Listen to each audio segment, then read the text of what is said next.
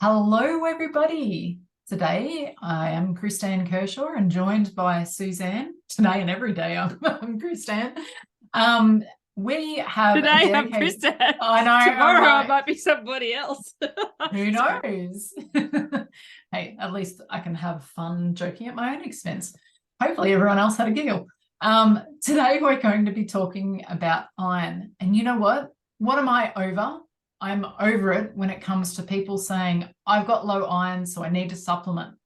I've got low iron, so I've had this, and this, and they've tried everything and they still feel like crap. They haven't gotten to the root cause. It's such a big, and Suze, you and I have talked about this. Some of our earliest public discussions were actually around this aspect, but I really want to dig in and help people to see that if you've been told you've got low iron, there's things that you can do which are likely polar opposite to what you've been told, and it does not have to involve IV iron, synthetic iron supplements that make your guts hurt and make you feel crap for the, yes, let's get some energy kind of little carrot dangling. I love it. So what comes to mind for me, having been on this journey and having worked with you of this journey, what I'm over is a cascade of approaches in whatever thing. It's kind of like if you have something wrong with you, that sounds terrible, but you've, as you said, you've been told you have low iron. So you're like, here, have this supplement. That supplement makes you constipated. So here, have this. That, makes you feel nauseous. Here, have this. That makes you feel something else. And the next thing you know, you're rattling from all the things that you're taking. And there's a knock-on effect from everything. And then when you remove one or forget one or something else, you don't know which bit is where. And back to my uni days, I did a honours thesis in medication compliance in people age 65 plus post-hospital stay. And it was fascinating how often people were on so many things, they didn't know what they were for. And then sometimes when they got home from the hospital, they were taking the hospital prescribed, which was a double up because it was like generic versus a brand name. And so basically all this to say, I'm over the confusion of the cascade that happens when we, as you said, don't actually get to the underlying thing, because it seems so easy. Here, just take this. And so you take that, but that causes this. Here, just take this. And next thing, all these things are a result of the other thing that you're taking and not actually getting underneath what's actually the problem. Yeah, and you can often feel even more confused, and often the underlying factor is I feel like something's not right and I don't know what it is. So you've got that inner kind of intuition that there's something else more to it, but you also often get shut down. No, you're just low iron, just take more of this, and you might feel better for a little bit, but then you often end up lower and lower. And it might be, if you're a woman, that your period gets heavier and heavier, and they're like, here, more and more iron to offset what you're losing. Has anyone ever suggested that it could be the body is going, I've got too much of this stuff, I can't handle it, I'm going to flush it out the only way I know how? Yeah. And it's fascinating how often our body's own intuition and inner knowing and compensations get overridden. Yeah. Because as you said, if the body is increasing the flow or, for people their menstrual cycle, it would be for a reason. And then we keep topping and then it keeps tailing. And then the problem is getting more and more out of control. So I guess for today, Kristan, because there's so many reasons this could be. And I think another thing that happens is we end up in this loophole. Like I know for me, first of all, you see your general practitioner, and then you can get referred to a specialist, and then you can get, you see everybody has their own opinion, and then you're so confused because one person's saying have this and one person's saying have that, and then you add a naturopath or a whatever into the mix, and you're just like over it. Yeah. And you're rattling from more than one perspective too, because you might walk down the aisle in a supermarket and see a tag, and you're getting all these mixed messages of, and you're like, well, do I add that on top of, I want to go natural? So you go to the health food aisle and you see something that says boosts iron, and you're like, oh, but this, you ate the food or you did the thing, and you're like, oh, I feel nauseous, or again, not all natural things will make you feel nauseous, just like not all supplements will make you feel it. But most of the time, there's some sort of consequence. And the other flip side of this, and we've talked about this in a past episode, is you're feeling that tired and that rubbish. You're just like, whoop, let's throw everything at it. And all of a sudden, your body, you don't have the ability to sense anymore. You're just going, please, just someone make me feel more energized, help my brain work, help. And there's so often where the arbitrary thing that is said is you just need more iron. They don't even necessarily test before they say, oh, do you have a heavy period? Yeah, okay, you must be low iron. I've seen that so many times. It's not A plus B equals C, or 1 + 1 = 2. It's 1 + 1 = 10. And they're missing out a whole lot of other connecting bits. And you might feel that you're getting personalized help in a lot of these ways. But the reality is they say the same thing to everybody who comes through the door within reason. And again, shout out to all the practitioners of any variety, because you're just doing what you're taught. I'm not trying to, bring anyone down by saying this. You've been taught to do this test, go off these measures. This is what you do. But a lot of the time, people are under the impression that when they see any of the practitioners, it doesn't matter which variety, well, I'm getting personalized. Sorry, vast majority of the time it's not. That's such a great point too. So tangentially, is that a word? It is now. On a tangent, when we look to numbers, they're a range. And when were these ranges recorded? Like when you think of things like the BMI, which was created like post World War II when people were eating on rations, and then we've put all our weight stuff on that forevermore. So if a person is within a range, what is high for them could still be within a range, or what is low for them, when we don't have any data to have a look at where they're trending. And like sometimes I know people can be said, oh, your iron's fine, when it's actually, low because of in the data, or vice versa. And I think, if your body is feeling different for whatever reason, and then you're just told, oh no, everything's normal, off, go off on your merry way, we can ignore symptoms there as well. Yep. And it goes two ways there. So the ranges can be really big. So you can have this sweeping range, and ferritin is a great example. Okay, so if you're from 30 to 300, they might say you're normal. Okay, for the listeners, I'm going to interrupt you there. Explain ferritin in like everyday terms. Ferritin is one marker in an iron panel that many people use as a determinant of storage iron. I'm going to bite my tongue when it comes to how much the RCP actually follows that, because the research actually is not pointing in that direction, but that's what mainstream medicine will put a lot of emphasis on. The short and sweet version is ferritin is a storage protein inside our cells. When it's inside our blood, which is what the blood tests tell you, it's not reflective. It's not an accurate reflection. So I don't personally rely on this as a good measure of iron stores, but it's something that I see time and time again where people are told, your iron is down at 30, and they're saying iron, but it's actually ferritin. And that's dreadfully low. You're very sick. And all of a sudden, mentally, they've gone, whoa, I'm really sick. I'm really low on iron.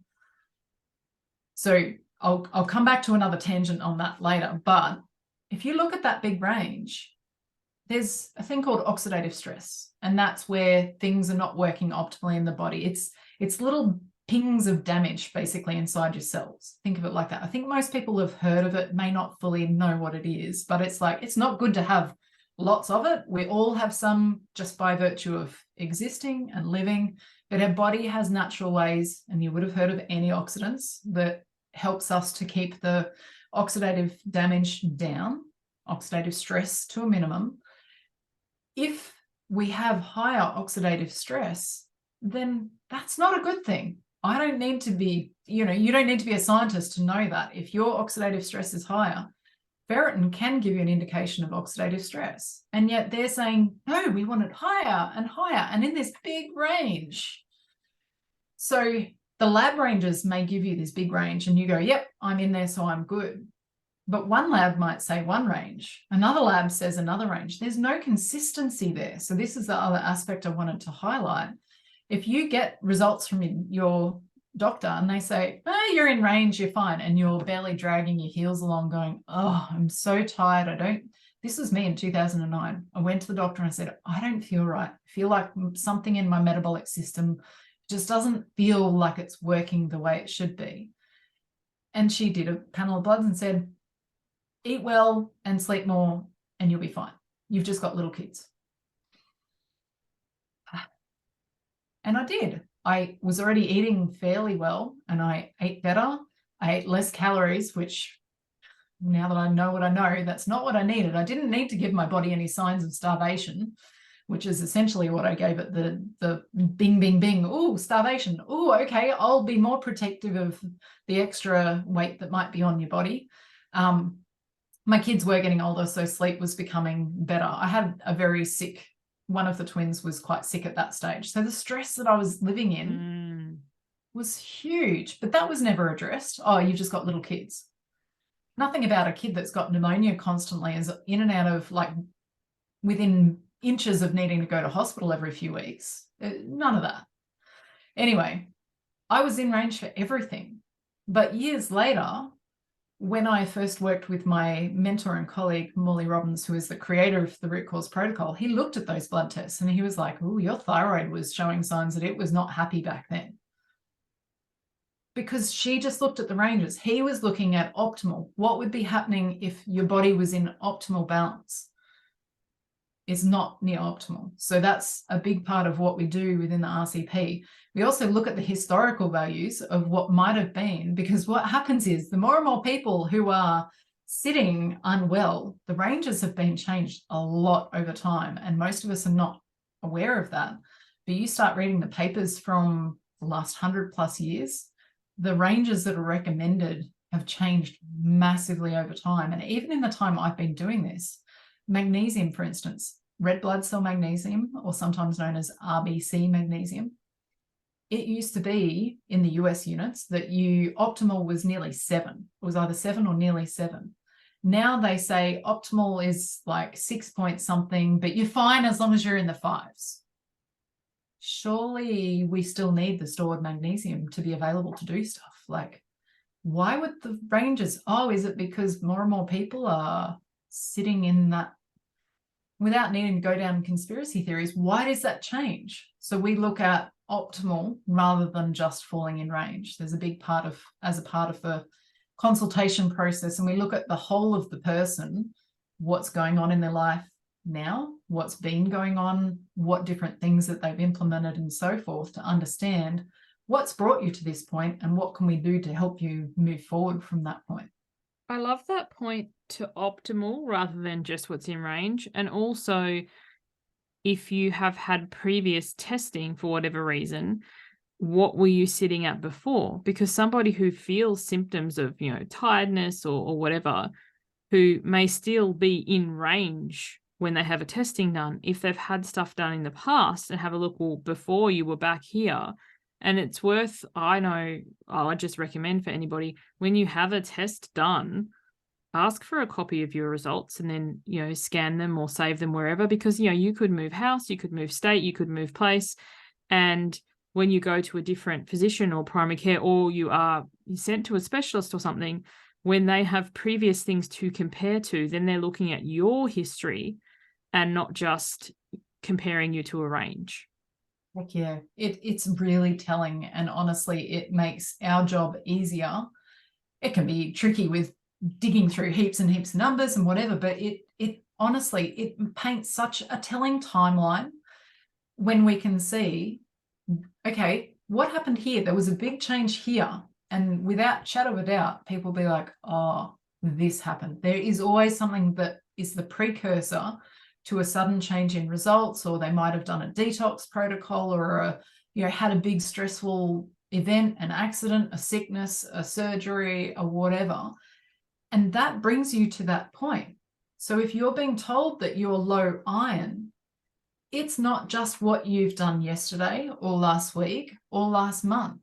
this is a culmination of many things over time, and often the many little things that you've tried to do to chip away at whatever that tiredness is, and whether it's putting more iron in or lifestyle changes or whatever, the events of our life, both to do with food, but normally so much more than food. I've had clients recently where they've is a husband and wife, and they've owned a business in an industry that has a lot of exposure to chemicals, and the chemicals are having an impact, a significant, and they knew it before they brought it up, but it was really in your face in the results that a lot of and the gentleman's been doing this role for I think 30 years, and he's getting to a point where his knuckles don't work.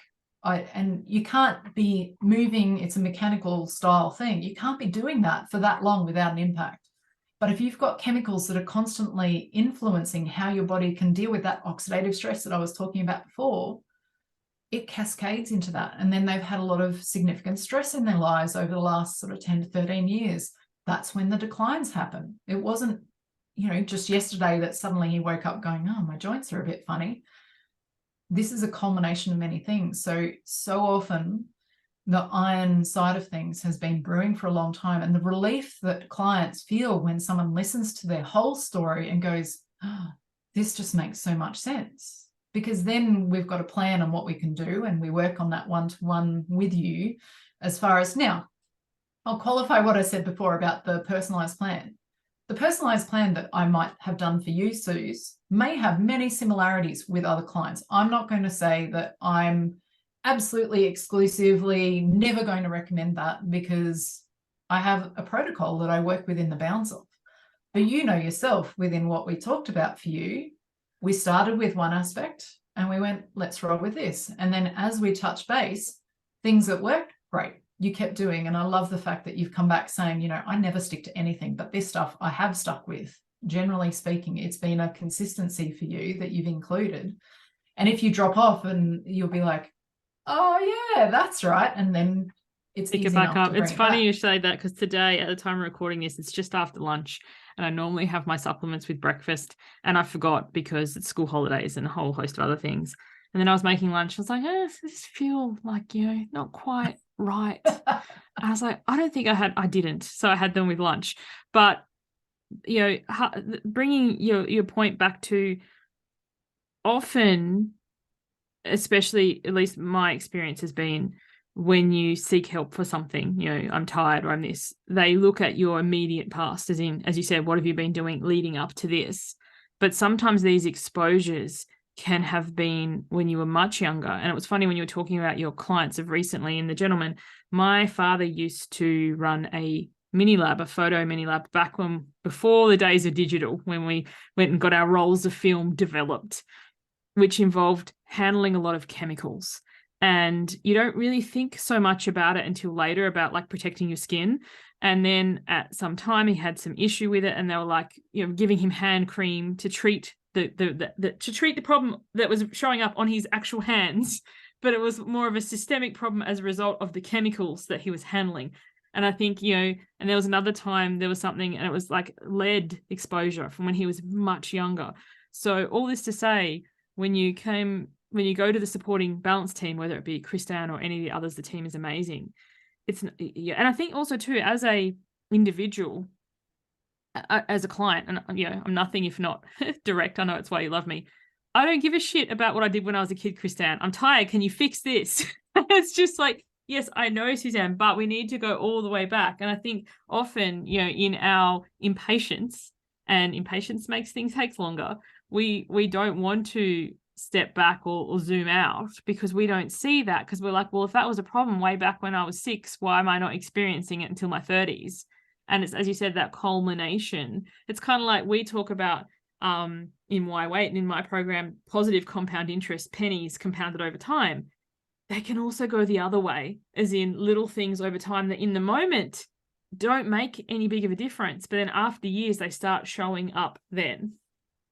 Absolutely. And that's what we definitely see when it comes to what we do. Part of the process of what we do is we get clients to complete an intake form, and depending on if it's a 45-minute session, which is our introductory session where it's not really results focused, we don't have time to go through results largely, but it's helping you to get started, or it might be a review session for someone who's worked with us before. But even those shorter sessions, we ask for information that helps us start to create a timeline. And for the longer sessions, we put a lot of effort into, okay, what's your symptom? Let's say low iron in this situation. When did it first become an issue? Oh, well, how old were you? If it's a female, how old were you when you started your menstrual cycle? What was it? Was the bleeding the same? Obviously, to begin with, when people start their period, it may not be quite predictable and whatever from the start, but it surprised me the number of women where it's, oh, right from the start, my periods are really heavy. Okay, tell me about your childhood. And we start to piece things together, and it's phenomenal how it all interlinks together. And once you start to understand other seemingly unrelated things, how much everything, again, up to this point makes sense. So the main thing might be iron, might be hormone imbalances, and might be fatigue, say. I'm just picking 3 random ones, but they're common amongst people that I speak to.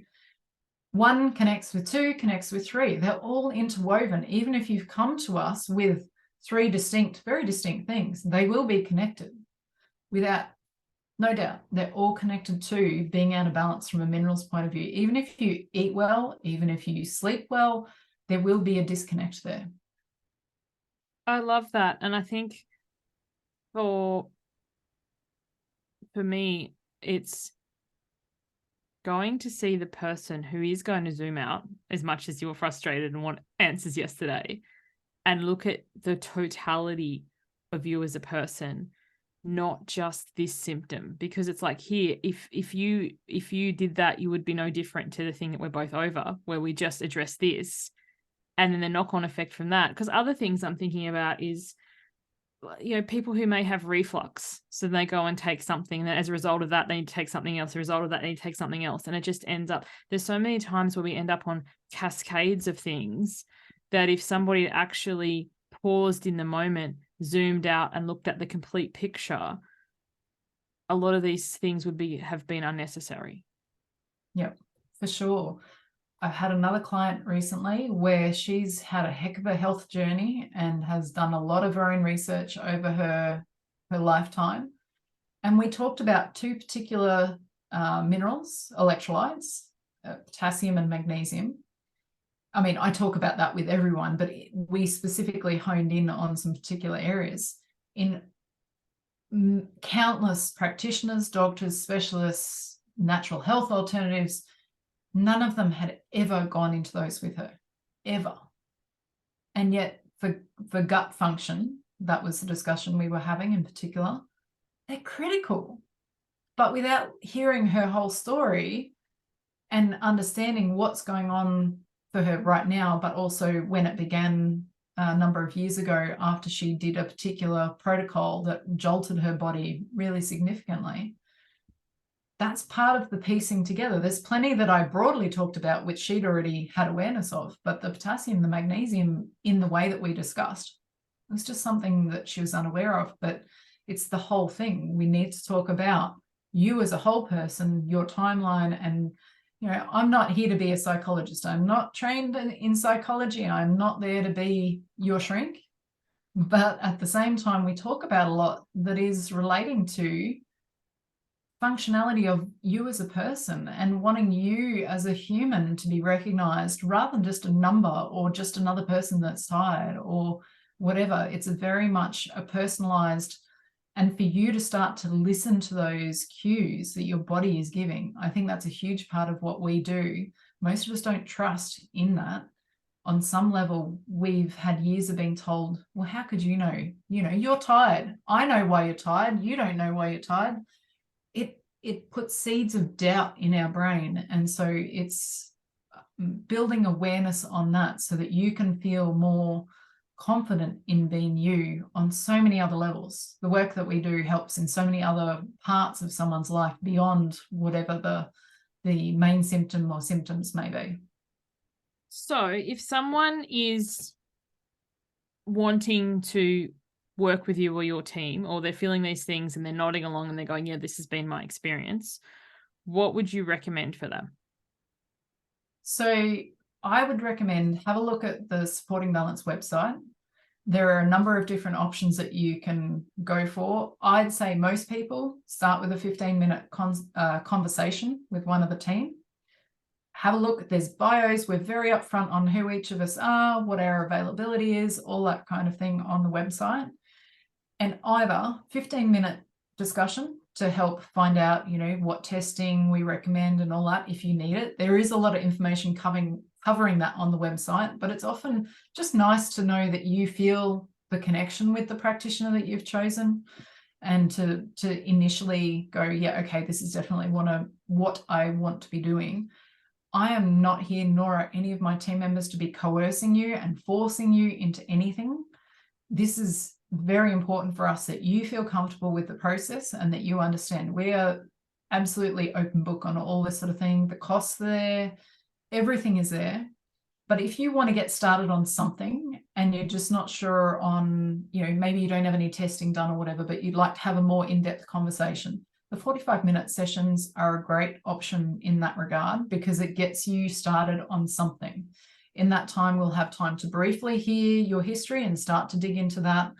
Find 2 or 3 things in total for you to begin on.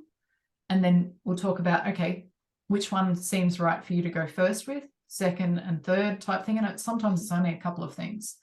And then when you're ready to do the testing, when you're ready to do, or maybe it's while all of that's getting underway, that can be another option. But the beauty is if you do the 15-minute call to begin with, you can see what option may be best if you need a bit of help deciding. But the option, we're very comprehensive on information to decide.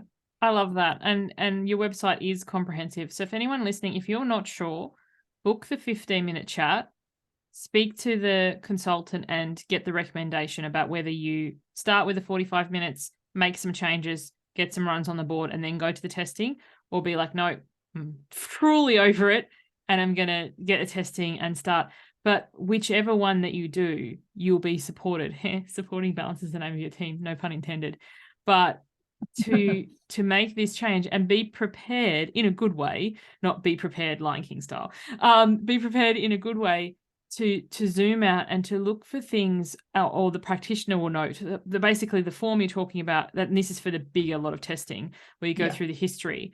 I remember filling it in being like, what has this got to do with the price of eggs? And then being like, when this happened, like major family events or anything that you think on one level, it's like, oh yeah, it was a big deal, but like I got through it. But the effects that can still be played out in your body is a whole other level to it. And sometimes, that zoomed out picture, something that you would have just discounted, is something that you and the team can, laser in on, and it makes a whole lot of sense. Yeah. I think too, when you were describing that, you made me think of when I filled out my first client intake form. And one of the things on there was surgeries in the past. And I'm like, I'm coming to this guy to get help with my kid who is allergic to or intolerant to life, most foods that we were exposed to. What's my surgery's got to do with it whatsoever? And I'm like, oh, as I've obviously learned, I've had a C-section for the twins. I've had a broken nose. I've had falls off horses. Head injuries are a significant thing when it comes to oxidative stress and damage. And you start to piece together when these, along with other things, happen, they have an impact. And you may think that, it's got nothing to do with the price of eggs or what's going on. They do flow in one into the other, because I always get frustrated when I see that on a form, because I've had so many surgeries. I always have to click add line if it's electronic, or if it's paper, like, can I have another form? Like, I have to be the one who adds the extras. And then you think about, though, like, that much exposure to general anesthetic and all that sort of stuff, the effect it has on your body as well. So yeah, exactly. There's other things that we never consider. And I definitely was like, no, but of all things, like I broke my nose horse riding, and it wasn't riding into anything or falling off. It was actually a branch. I tried to break a branch off a tree. And think of animated cartoons, right? Snap, and I broke my nose. What is it? The Darwinian Awards? Maybe they could come in. Darwinian deselection. But I then, not only did I physically break, it wasn't just the cartilage, I actually broke the bone of my nose. So it was a significant head trauma, and hilarious because I was in a really inaccessible part of where I lived and the ambulance couldn't find me. I had to walk out of the bush. Oh my goodness. It was a huge, yeah, I'm not sure. I don't necessarily want to embellish the fact that I did something really dumb, like trying to break a branch that was still green. But anyway, and the road was called Unemployment Road. So people kept stealing the road sign so the ambulance couldn't find us. And this is back before GPSs were quite like they are now. Anyway, I then had to have surgery 10 days later to actually re-break my nose because it set incorrectly. And so there's another anesthetic. There's a lot more stress about time off work. And this is before kids, so it wasn't like I was juggling them at that time. But that also meant that I was more stressed out and more depleted before I did have kids a couple of years ago. And that adds to things. So don't be surprised when you may get questions where you sit there and go, okay, that's a little odd. Do I need to know every single little thing? Not necessarily. Like a broad list is good. And then if I need to, we can dig into more. But it really does help with context. Oh, 100%. So, yeah, anything else you want to add before we wrap up? I don't think so, beyond just saying, if you have been told that you are low in iron, there is more to this story. There is so much more from a minerals point of view and from a balance point of view. We haven't gotten into the technical stuff because that wasn't needed today. There's plenty of resources I can provide. If you are curious after listening to this episode, you may not be ready to go and book in for anything, or maybe just the 15-minute one. If you book in with someone for the 15-minute, or you can't find resources on my website for a particular thing, just reach out and ask, and we can send you there. You're not imagining the tiredness. That's one big thing. You're not imagining that something's not right. You're not imagining that the iron may make you temporarily feel better. It might immediately make you feel worse, truth be told. But you're like, I'm doing it because I need it. There's more to it. And myself or my team can really help you to understand, piece together what you are from a mineral point of view and help you move forward. I love it. Well, thank you so much. Thank you, everyone, for listening. If you have any questions, reach out to Kristan and the team. They have a boatload of resources. I can attest to that. And in all kinds of levels, the kind of, every day speak to you like I'm in grade 5 kind of thing, or the let's get technical. They have it all. So thank you so much, Kristan. Thank you, everyone, for listening. We'll see you on the next one. Bye for now. Bye.